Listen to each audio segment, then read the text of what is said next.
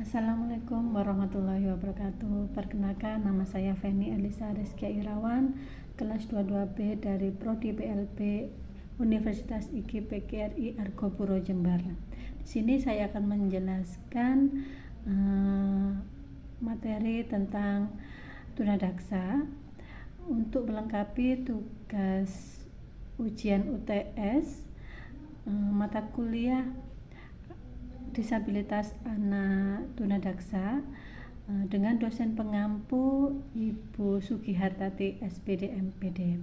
Nah, di sini nanti saya akan menjelaskan terkait apa itu tunadaksa, kemudian penyebab dari tunadaksa nanti itu apa saja, kemudian macam-macam tunadaksa atau klasifikasinya, kemudian terkait tunadaksa nanti apa saja.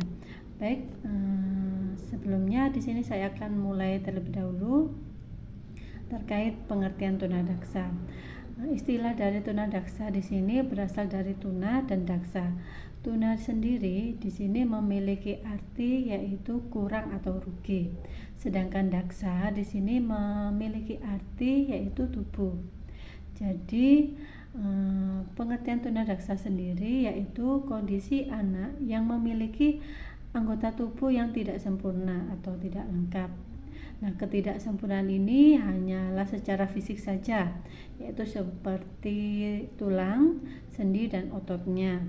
Sedangkan fungsi panca inderanya pada penderita tunadaksa ini masih normal, sehingga kelainan ini kerap disebut juga sebagai cacat tubuh, disabilitas fisik, atau orthopedically handicap.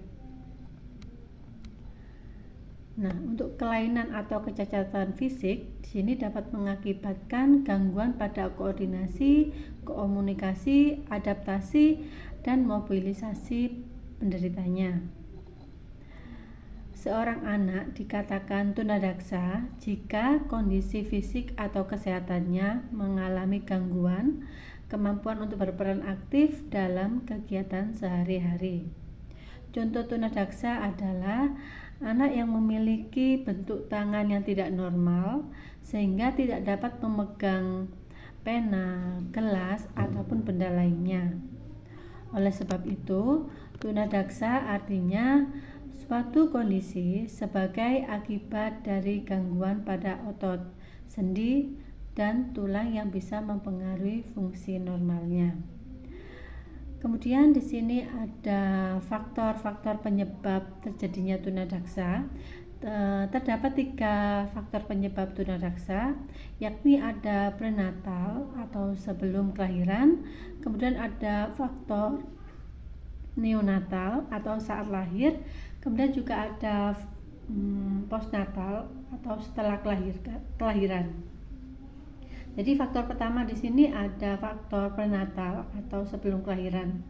Jadi kelainan fungsi anggota tubuh atau ketunadaksaan yang terjadi sebelum lahir, sebelum bayi lahir atau ketika dalam kandungan biasanya dikarenakan faktor keturunan atau faktor genetik dan kerusakan pada sistem saraf pusat. Faktor yang menyebabkan bayi mengalami kelainan saat dalam kandungan adalah anoksia prenatal. Hal ini biasanya disebabkan pemisahan bayi dari plasenta, penyakit anemia, kemudian kondisi yang gawat, shock, dan percobaan pengguguran kandungan ataupun aborsi. Gangguan metabolisme pada ibu bayi dalam kandungan terkena radiasi. Kemudian radiasi langsung juga bisa mempengaruhi metabolisme mempengaruhi sistem saraf pusat sehingga struktur maupun fungsinya di sini mengalami gangguan. Ibu yang mengalami trauma bisa terjadi akibat kecelakaan atau adanya benturan. Kemudian trauma ini dapat mempengaruhi sistem pembentukan saraf pusat. Misalnya ibu di sini yang jatuh dan mengalami benturan keras pada perutnya dan mengenai kepala bayi akan mengganggu sistem saraf pusat. Kemudian bisa disebabkan oleh infeksi atau virus yang menyerang ibu hamil sehingga mengganggu perkembangan otak bayi yang dikandungnya. Kemudian faktor yang kedua di sini ada faktor neonatal atau saat lahir. Jadi di sini mengalami kendala saat melahirkan, seperti kesulitan melahirkan karena posisi bayi yang sungsang atau bentuk panggul ibu yang terlalu kecil atau sempit. Kemudian terjadi pendarahan pada otak saat kelahiran, kemudian bayi yang prematur atau kelahiran prematur atau belum cukup umur, kemudian penggunaan alat bantu kelahiran berupa tang karena mengalami kesulitan kelahiran yang mengganggu fungsi otak pada bayi. Kemudian juga disebabkan oleh gangguan plasenta yang mengakibatkan kekurangan oksigen yang dapat mengakibatkan terjadinya anoksia atau kekurangan oksigen tadi, dan pemakaian anestesi yang berlebihan ketika proses operasi juga dapat mempengaruhi sistem persarafan otak bayi yang berakibat pada disfungsi otak. Kemudian faktor yang ketiga di sini ada postnatal atau saat kelahiran. Jadi walaupun proses melahirkan sudah selesai, tidak ada kemungkinan atau tidak ada jaminan seorang individu itu terbebas dari tunadaksa seumur hidupnya ya.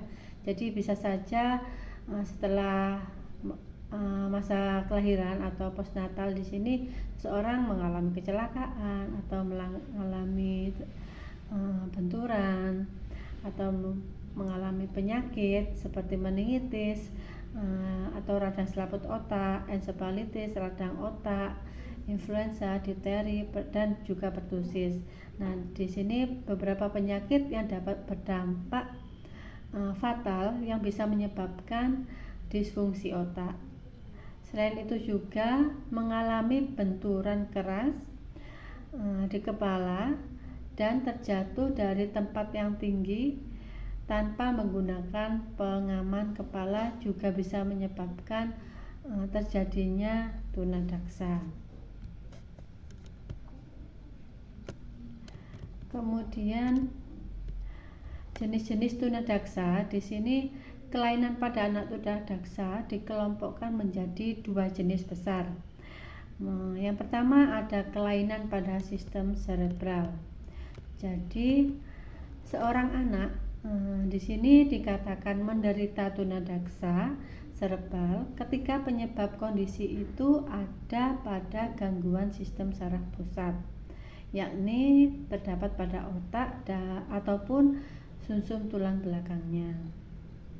Kemudian kerusakan pada sistem saraf pusat ini juga bisa mengakibatkan bentuk kelainan yang krusial dan sangat mempengaruhi kehidupan anak secara keseluruhan. Pasalnya, otak maupun sumsum tulang belakang merupakan pusat aktivitas manusia, mulai dari kesadaran, kecerdasan, hingga kemampuan motorik kasar dan halusnya. Kendati demikian, derajat kecacatan fisik pada penderita kelainan ini cukup beragam, yakni ada tunadaksa ringan, ada tunadaksa sedang, dan ada tunadaksa berat. Untuk tunadaksa ringan di sini yaitu penderita bisa berjalan tanpa alat bantu, berbicara dengan jelas, dan dapat menolong diri sendiri dalam kehidupan sehari-hari. Sedangkan untuk tunadaksa sedang, di sini penderita membutuhkan treatment atau latihan khusus untuk berjalan, berbicara, dan mengurus dirinya sendiri. Misalnya di sini penderitanya menggunakan krek atau tongkat untuk membantu pasiennya untuk berjalan.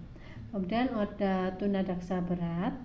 Di sini penderita seperti dalam kondisi lumpuh otak atau cerebral palsy, sehingga tidak bisa hidup mandiri dalam kehidupan sehari-hari. Sementara itu, Jika dilihat dari banyaknya anggota tubuh yang lumpuh, jenis tunadaksa di sini digolongkan menjadi jenis tunadaksa cerebral ini digolongkan menjadi beberapa. Yang pertama ada monoplegia, yaitu hanya satu anggota gerak saja yang lumpuh. Kemudian ada hemiplegia, lumpuh pada anggota gerak atas dan bawah di sisi tubuh yang sama. Contohnya tangan kiri dan kaki kiri, atau sebaliknya tangan kanan dan kaki kanan, jadi hanya sebagian saja. Kemudian ada paraplegia, lumpuh pada kedua tungkai kaki. Kemudian ada diplegia, yaitu kedua tangan atau kedua kakinya mengalami kelumpuhan. Kemudian juga ada triplegia, yaitu 3 anggota gerak mengalami kelumpuhan. Kemudian ada quadriplegia, yaitu kelumpuhan pada seluruh anggota gerak, jadi baik itu tangan kanan kiri dan kaki kanan kiri semuanya mengalami kelumpuhan. Sedangkan berdasarkan letak kelainan otak dan fungsi geraknya, anak tunadaksa cerebral di sini dibedakan atas yang pertama di sini ada spastik, yaitu kekuatan pada mengalami kekakuan pada sebagian atau seluruh ototnya. Kemudian ada atetoid, yaitu gerakan terjadi di luar kontrol atau koordinasi gerak. Kemudian di sini ada ataksia, yaitu kehilangan keseimbangan dan kekakuan terlihat saat berdiri ataupun berjalan. Kemudian juga ada tremor. Tremor di sini yaitu biasanya penderitanya itu mengalami gerakan atau getaran kecil secara terus-menerus, kayak tangannya bergetar terus, kemudian atau kakinya seperti itu. Biasanya juga pada mata dan kepalanya. Kemudian ada juga rigid. Rigid di sini si penderitanya mengalami kekakuan otot di mana gerakannya tidak ada keleluasaan, tidak bebas. Kemudian juga ada tipe campuran, yaitu menunjukkan 2 ataupun lebih jenis kelainan di atas. Tipe campuran di sini bisa penderitanya mengalami spastik dan atetoid, atau mengalami tremor dan rigid dan lain-lainnya. Pokoknya mengalami 2 atau lebih jenis kelainan tersebut. Kemudian anak dengan tunadaksa cerebral di sini mungkin masih memiliki anggota tubuh yang utuh, tapi ada beberapa bagian yang lumpuh atau tidak bisa digerakkan.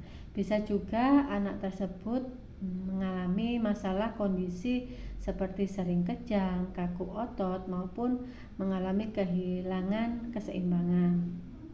Kemudian untuk jenis yang kedua di sini kelainan pada sistem otot dan rangka. Selanjutnya jenis tunadaksa adalah kelainan pada sistem otot dan rangka. Jadi anak tunadaksa dalam kelompok ini yaitu mereka yang memiliki kelainan pada anggota tubuh seperti kaki, tangan, sendi, dan tulangnya. Kelainan pada sistem otot dan rangka ini juga dibagi lagi menjadi 2 kelompok besar, yaitu ada poliomyelitis, yaitu kondisi yang mengecil akibat serangan virus polio sehingga anak di sini menjadi lemah dan tidak bertenaga. Kemudian ada distrofi otot, yaitu terjadinya kelumpuhan pada fungsi otot dan sifatnya progresif, alias di sini yaitu memburuk seiring bertambahnya usia pada anak. Kemudian ada juga spina bifida, yaitu cacat lahir ketika tulang belakang dan sumsum tulang belakang di sini tidak terbentuk dengan sempurna. Setelah kita mengetahui jenis-jenis dari tunadaksa, di sini kita akan lanjut dengan karakteristik dari tunadaksa. Di sini ada 5 karakteristik tunadaksa yang bisa kita ketahui, mulai dari akademis hingga bahasa atau bicara. Yang pertama di sini kita lihat dari karakteristik akademis. Umumnya, tingkat kecerdasan anak tunadaksa yang mengalami kelainan otot dan sistem rangka adalah normal. Sementara itu, anak tunadaksa yang mengalami kelainan sistem cerebral di sini memiliki tingkat kecerdasan yang bervariasi. Misalnya ada idiosi atau kebodohan. Kemudian ada karakteristik sosial ataupun emosional. Jadi untuk karakteristik anak tunadaksa di sini dapat dilihat dari aspek sosial atau emosionalnya. Mereka mungkin merasa dirinya cacat, tidak berguna, atau juga bisa menjadi beban orang lain. Nah, biasanya kondisi ini juga bisa mengakibatkan timbulnya sejumlah emosi seperti anak di sini mudah tersinggung, kemudian mudah marah, dikit-dikit marah kalau ada kata-kata yang tidak menyenangkan, kemudian biasanya rendah diri, menyendiri, dan juga pemalu. Kemudian karakteristik selanjutnya yaitu karakteristik fisik atau kesehatan.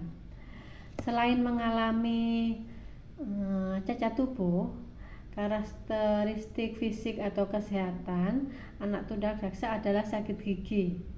Jadi berkurangnya daya pendengaran atau penglihatan, gangguan bicara, dan lain-lainnya. Selain itu juga dilihat dari aktivitas motoriknya, kelainan tunadaksa ini bisa menyebabkan anak hiperaktif atau tidak mau diam, dan juga anak tersebut mengalami gelisah, atau juga anak tersebut mengalami hipoaktif, gerakan lamban, kurang merespon rangsangan, dan tidak ada koordinasi. Kemudian karakteristik selanjutnya yaitu ada karakteristik bahasa dan indera. Jadi karakteristik bahasa dan bicara juga dialami oleh sejumlah jenis tunadaksa.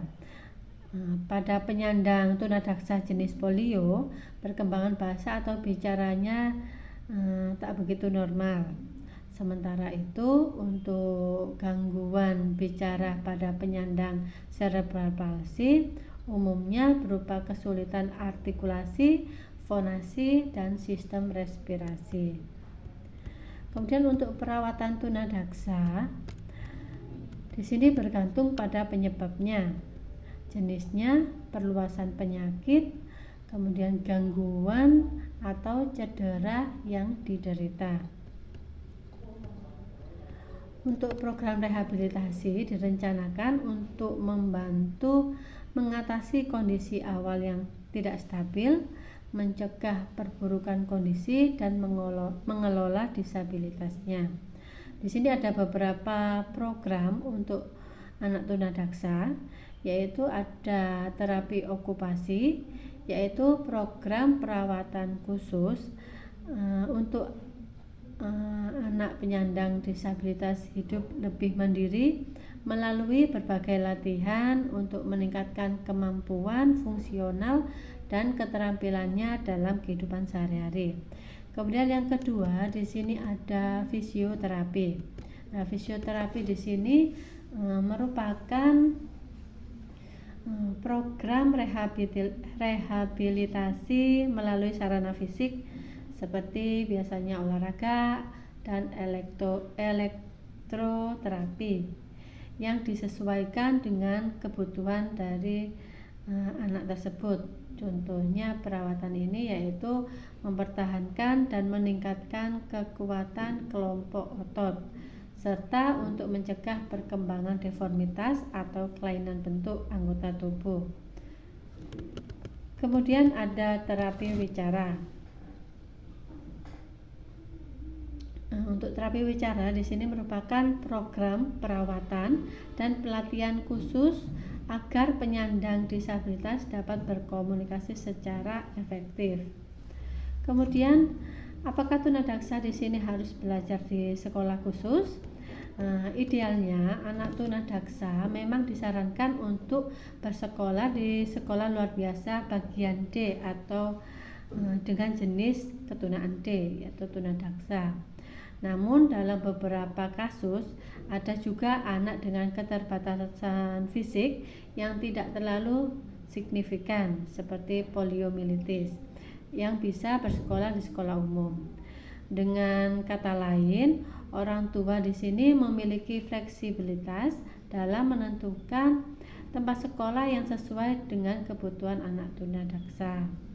Dilihat dari kondisinya, anak tunadaksa di sini dapat mengikuti pendidikan di tempat-tempat seperti contohnya di sini ada sekolah khusus berasrama, yaitu untuk anak tunadaksa yang mengalami gangguan dengan derajat kelainan berat dan sangat berat.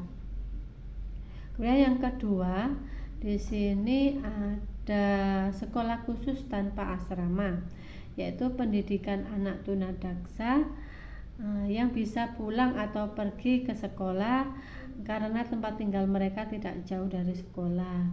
Kemudian ada kelas khusus penuh. Yaitu diperuntukkan bagi anak dengan tingkat kecacatan ringan dan kecerdasannya homogen. Kemudian juga ada kelas reguler dan khusus, yaitu digunakan untuk menyatukan anak tunadaksa dengan anak normal pada mata pelajaran tertentu. Kemudian juga ada kelas biasa dengan layanan konsultasi. Jadi di sini disiapkan misalnya guru pendamping untuk bisa konsultasi. Jadi anak tunadaksa belajar bersama dengan anak normal di sekolah umum dengan bantuan guru umum, bukan spesial menangani anak berkebutuhan khusus. Namun untuk membantu kelancarannya biasanya ada guru kunjung sebagai konsultan guru umum. Kemudian juga ada kelas biasa, yaitu anak tunadaksa dengan kecerdasan normal serta memiliki potensi dan kemampuan untuk dapat belajar bersama-sama dengan anak normal, bisa bersekolah di kelas biasa sekolah reguler.